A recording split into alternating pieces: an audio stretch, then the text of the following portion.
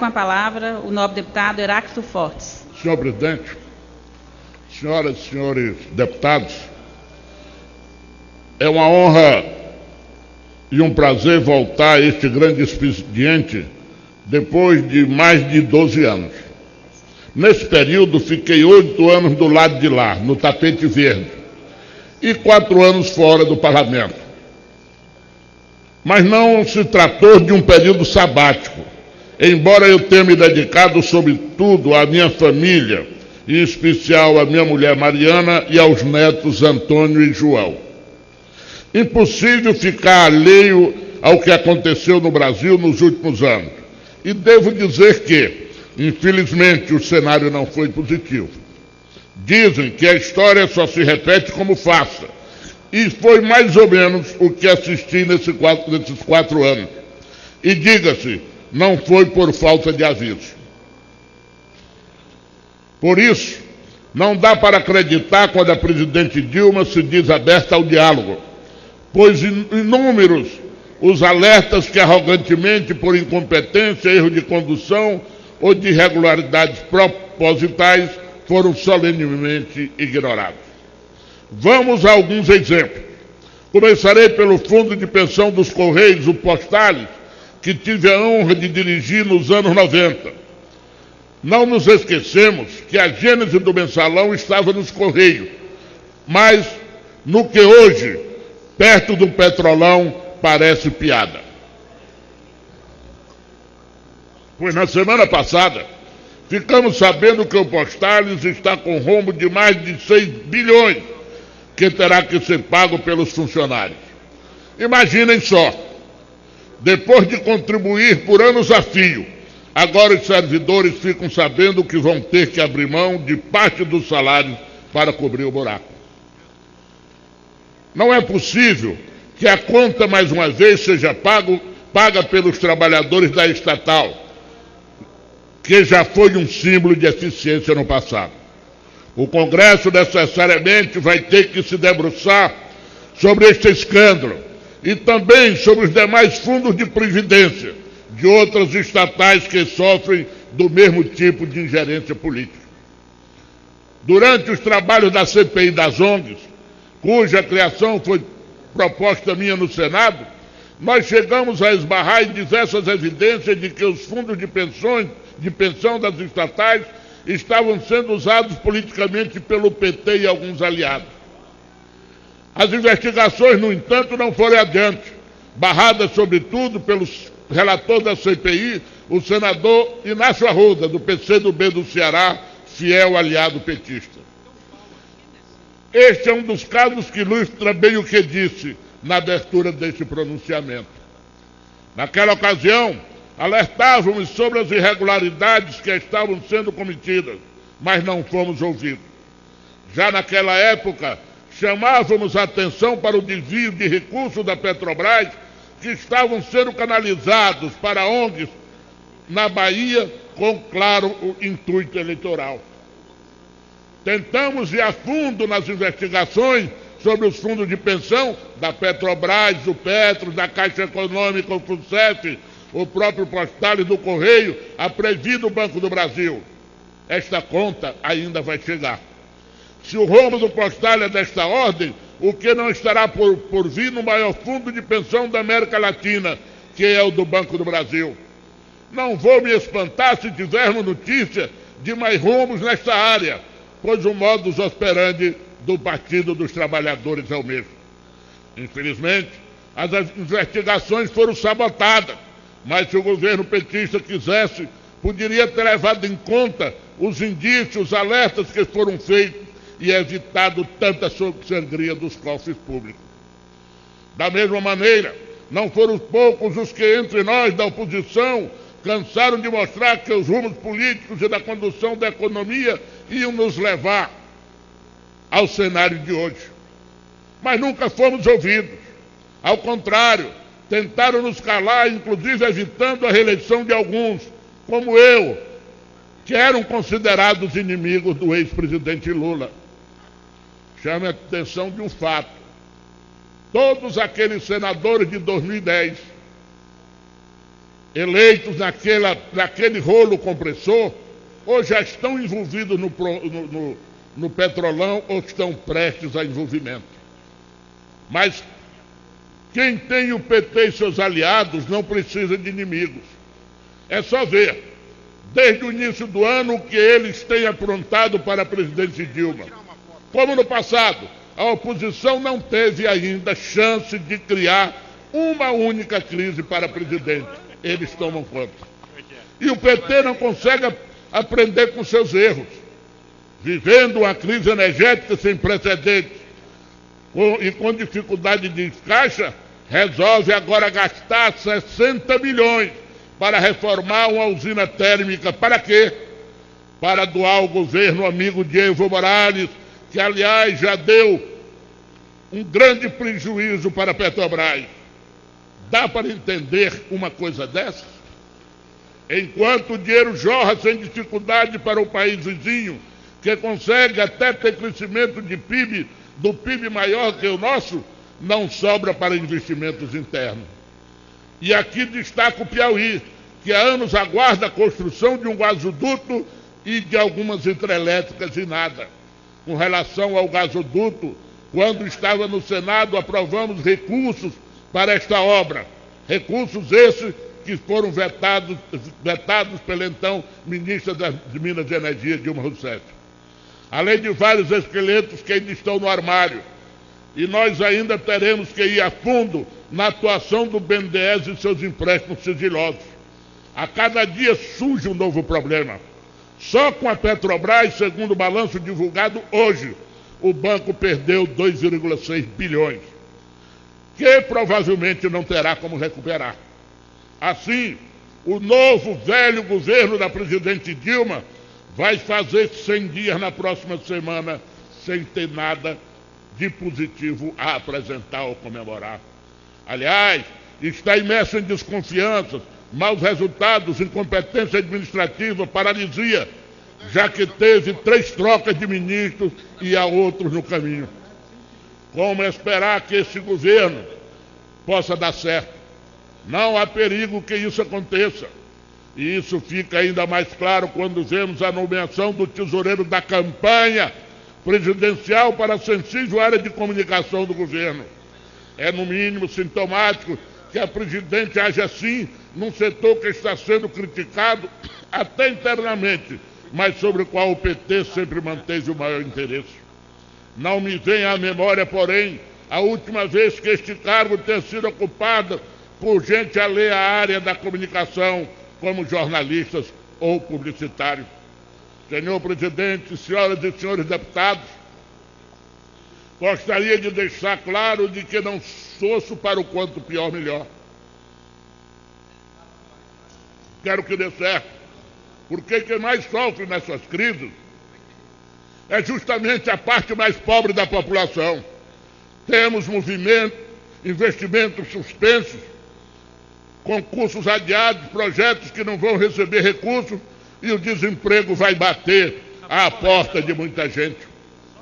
Hoje mesmo, o Correio Brasiliense, em sua manchete, estima que serão mais de 1.200.000 desempregados este ano por causa da estagnação da economia. Vejamos o que, em síntese, diz o jornal. Diante da estagnação da economia brasileira e da retração prevista para 2015, vários setores produtivos começam a admitir no país. Apenas no primeiro bimestre do ano, 84 mil postos de trabalho foram fechados. A taxa de desocupação subiu 5,1% em fevereiro de 2014 para 5,9% no mês passado. Os mais afetados, segundo o IBGE, são as mulheres e os jovens de 16 a 24 anos. A construção civil, que dispensou 250 mil nos últimos 5 meses, deve fechar mais 300 mil vagas. As empresas vinculadas à Petrobras, o segmento automotivo, os serviços, as mineradoras e as metalúrgicas também prometem demissões de massa. Para especialistas, trabalhadores menos qualificados devem ser os mais atingidos. A cada vez que abrimos os jornais, É uma enxurrada de má notícia. Segundo o Estadão também de hoje, os analistas do mercado já estimam inflação acima de 8% e queda do PIB de 1% de 2015, e 2015 já é um ano perdido. Não sei o que virá nos anos seguintes. Esse é, aliás, uma das nossas maiores dificuldades. Não estamos parando para pensar nas saídas para a crise. O que fazer? Quem são as lideranças que vão conduzir esse processo? Não tenho visto seriedade nesse debate, infelizmente. E a principal responsável é mesmo a presidente, que se deixou dominar pelo marketing e fez da campanha eleitoral um vale-tudo repleto de mentiras que agora estão vindo todas à tona. Jogou um cesto de pedra para cima, se esqueceu de sair de baixo e estão caindo na sua cabeça. Se não, passemos mais uma vez os olhos nos jornais de hoje. A Folha de São Paulo diz, por exemplo, que o programa de creches prometido pela presidente está travado e será revisto. O mesmo vale para um dos seus principais carros-chefes da campanha, o Pronatec, que também está parado com as escolas sem receber o dinheiro devido. O fato é que a presidente perdeu a capacidade de liderar e não sei quem poderia assumir este lugar. Essa é uma constatação dura e triste, porque cabe também ao parlamento uma boa dose de responsabilidade pela crise, mas principalmente sobre como dela sair. A sensação de déjà vu, de que já vimos este filme antes e que não vale a pena ver de novo, se estende para onde quer que a gente olhe. Vejamos meu estado, Piauí.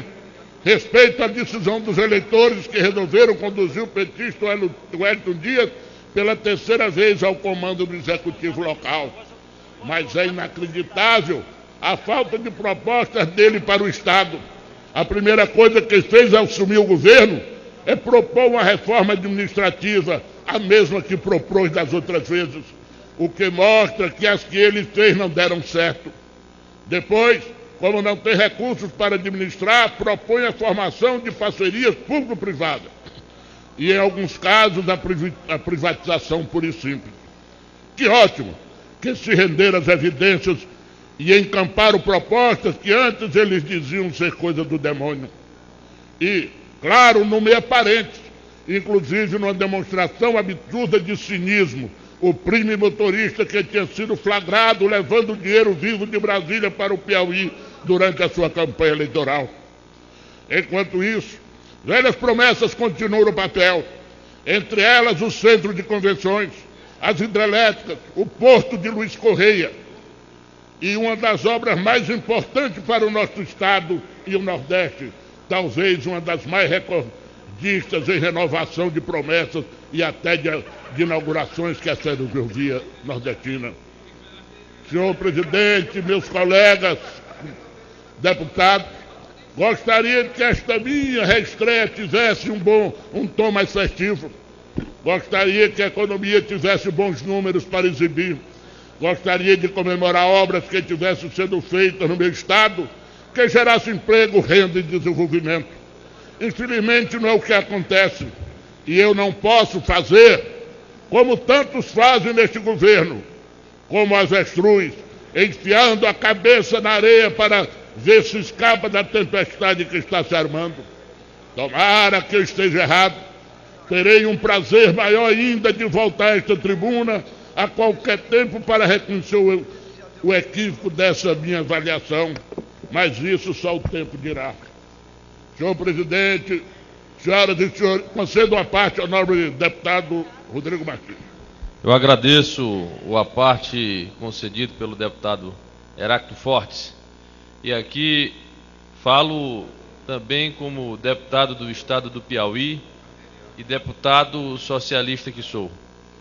Um prazer tê-lo, deputado Heráclito, companheiro de bancada, um companheiro de parlamento. Esses 4 anos que Vossa Excelência ficou sem o mandato, o Piauí ficou sem voz aqui em Brasília. Temos absoluta convicção que todas as suas críticas, levantadas ainda no passado, estão se refletindo de uma maneira muito negativa hoje. A realidade financeira, o descaso administrativo, todo esse processo de corrupção frente do governo federal. Eu enalteço as palavras de Vossa Excelência no discurso de hoje e me somo juntamente a Vossa Excelência e ao povo de bem do estado do Piauí e ao povo de bem do Brasil, para junto montarmos aqui uma oposição construtiva, uma oposição responsável em prol do nosso Brasil. Eu tenho absoluta convicção que nessa eleição Piauí se sente muito mais representado por ter homens como Vossa Excelência aqui na Câmara Federal, eleitos como deputado federal. Parabéns pelo retorno, parabéns pelo pronunciamento. Eu agradeço, nobre deputado Rodrigo Martins, a colaboração de Vossa Excelência e solicito que seja inserido no contexto desse pronunciamento. Mas, senhor presidente, senhoras e senhores parlamentares, não há como justificar de maneira lógica esse Papai Noel praticado pelo governo brasileiro com relação a esses investimentos nas termoelétricas da Bolívia. Nós temos carência, inclusive no Nordeste, no meu estado, de investimentos urgentes no que se diz respeito à geração de energia. Seria muito mais justo, seria muito mais lógico que esses recursos fossem aplicados ali. Já basta a questão tão falada do Porto de Mariel, quando um empréstimo que ninguém tem conhecimento como foi feito, quais são as garantias, os prazos, porque tudo se deu no mais alto sigilo. 700 e tantos milhões de dólares, enquanto o Porto de Luiz Correia, no Piauí, cujo porto iria suprir o Piauí de uma carência. É o único estado que não tem porto marítimo no Brasil. Esse dinheiro não nos é dado, essa oportunidade não nos é concedida. De forma que eu concedo a parte a Vossa Excelência com muito prazer. Nobre deputado Heráclito Fortes, queria lhe parabenizar pelo discurso. Vossa Excelência tocou num ponto, num assunto que é bastante relevante. Os vultuosos empréstimos que foram feitos para países que muitas vezes, em grande parte das vezes, retribuem ao povo brasileiro com prejuízo. E eu queria lembrar a Vossa Excelência que no final do governo Lula, através do BNDES, se aprovou o recurso para pavimentar toda a região do Chapare boliviano. E isso serviu para inundar de drogas as nossas cidades. Então eu queria aqui parabenizar mais uma vez Vossa Excelência pela lucidez, pela pertinência do discurso, um momento difícil que o país vive, e nós não podemos deixar de lembrar que o Brasil está financiando muitas vezes situações em que vão trazer prejuízos para as nossas famílias, como foi esse o caso, a pavimentação do Chapare boliviano, feito com dinheiro brasileiro, com dinheiro do BNDES. Obrigado, senhor.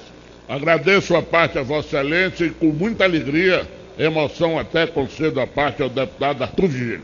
Muito obrigado, deputado Heráclito Fortes. Primeiro, um prazer partilhar a Vossa Excelência, que é uma figura com a qual eu cresci assistindo seus discursos, seus posicionamentos firmes, e tenho muito orgulho de ser seu companheiro nessa legislatura.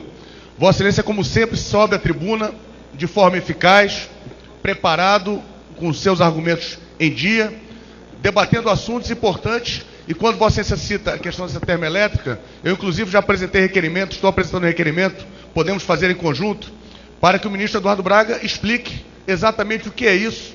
Se mais uma concessão num país que vive em recessão, nós vemos que não necessariamente a prioridade é a melhoria da qualidade de vida do povo da gente. Portanto, eu gostaria de parabenizá-lo e reiterar o apreço e respeito e carinho que tenho por Vossa Excelência. Muito obrigado. Deputado Arthur Vigílio, é uma alegria muito grande ouvi-lo.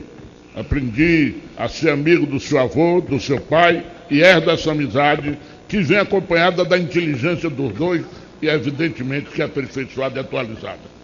Senador Sarney Filho, deputado Sarney Filho, com futuro. Depois vai lá. Deputado Heráclito, antes de tudo, cumprimentá-lo pela sua atuação, pelo seu retorno à Câmara dos Deputados. Vossa Excelência é um quadro qualificado da política brasileira, foi um grande senador, é um grande representante do Estado do Piauí e vem enriquecer aqui com a sua presença, com seu talento, com a sua inteligência, o nosso plenário, a nossa Câmara dos Deputados. Tenho certeza de que o discurso de Vossa Excelência levanta uma questão que envolve vários aspectos. No que diz respeito à área que eu atuo, da sustentabilidade, nós entendemos que a mudança da nossa matriz energética que vem ocorrendo é altamente nociva sobre todos os aspectos.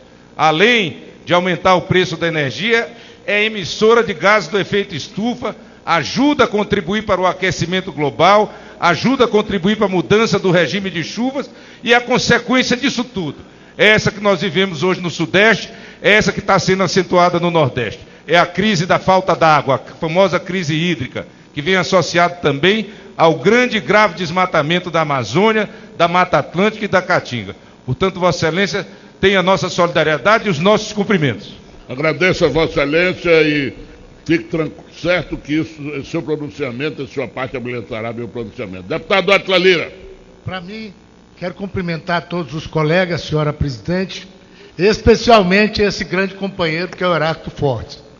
Praticamente nós começamos a política juntos, fomos vizinhos de ruas, sobretudo da minha família, e nos engrandece muito, depois da sua experiência como prefeito de Teresina, deputado federal por várias vezes, senador da República, e retorna à Câmara Federal, justamente no nosso partido, o PSB. Portanto, seja bem-vindo, nós temos causas nacionais para trabalhar, causas ambientais, causas de distribuição de renda e, sobretudo, com que esse país volte a crescer.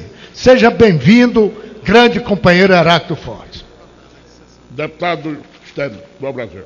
Muito obrigado, senhor deputado Heráclito. Nós, do Partido Socialista Brasileiro, temos orgulho da sua presença entre nossos quadros. Dizer que nós concordamos muito rapidamente, porque nós estamos tomando seu tempo, da sua opinião com relação ao Brasil, em especial a Petrobras, que está sendo dilapidada, primeiro com um leilão com apenas uma empresa, depois com a compra de Passadina, depois com a descapitalização da Petrobras e agora com toda essa corrupção. Parabéns, deputado, pelas suas posições. Agradeço a Vossa Excelência e concedo a parte ao deputado Alberto Fraga. Mestre Heráclito, eu queria só parabenizá-lo pelas suas colocações importantes e dizer que para esta casa a sua volta é muito importante aqui. Vossa Excelência tem um valor fantástico aqui na luta, na defesa das causas, até mesmo as causas polêmicas.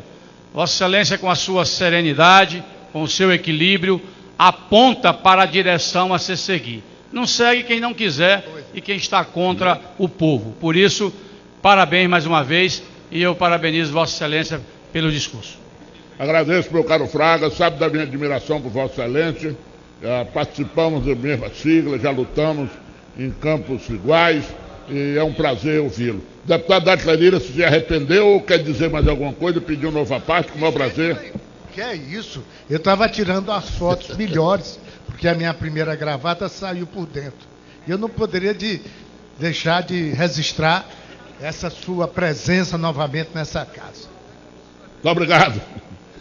Mas, senhores parlamentares, como disse no início, é um motivo de muita alegria voltar ao convívio desta casa, aonde percorri durante anos as boas lutas que o Brasil participou. Cheguei aqui no calor do início do embate das diretas já. Depois a campanha de Tancredo, a Constituinte, convivendo com grandes quadros da política brasileira. Aprendi aqui nesta casa, onde eu ocupei a terceira secretaria, onde ocupei a liderança do governo no Congresso e aonde ocupei a vice-presidência por 4 anos. Deputado Edilson, Vossa Excelência está pedindo uma parte? Não, muito obrigado. e tive o maior prazer de conviver com figuras fantásticas nesta casa. Quero dizer que para mim foi um aprendizado. E a sua volta, e a minha volta, 12 anos depois, me enche de alegria e de entusiasmo. O que eu espero... Para encerrar, deputado. Muito obrigado. O que eu espero é que haja, neste momento, por parte dos que fazem o governo, a humildade suficiente para vir para o debate político, sem agressão, sem autoritarismo, para que nós possamos juntos procurar caminhos para esta crise. Esta crise não pertence a partido A nem partido B, é uma crise nacional, mas a responsabilidade maior na solução dos seus problemas é quem tem a caneta e quem tem o governo na mão. Porque foram eles que, após 12 anos, no comando do país, nos trouxeram a essa triste situação que nos encontramos hoje. Daí porque faço um apelo a todos para o diálogo, para que nós possamos, senhor presidente, senhoras e senhores deputados, encontrar um caminho no Brasil, no reencontro com a estabilidade econômica, no reencontro com a democracia plena, no reencontro, acima de tudo, com o crescimento que nós precisamos.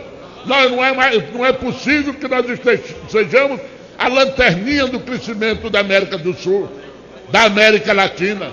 Nós sejamos um dos piores países do mundo como exemplo de crescimento, quando nós temos tudo a oferecer. O que falta é decisão, é vontade política, e é preciso, meus caros amigos, é preciso, brasileiros, que nós nos mantenhamos atentos para que o Brasil não afunde por incompetência dos que estão aí no poder. Muito obrigado. Agradecemos, deputado Heráclito, e dando continuidade ao grande expediente, presidindo esse grande expediente, eu tenho a honra de convidar a minha colega, deputada Moema Gramacho, do PT Bahia, para usar a tribuna.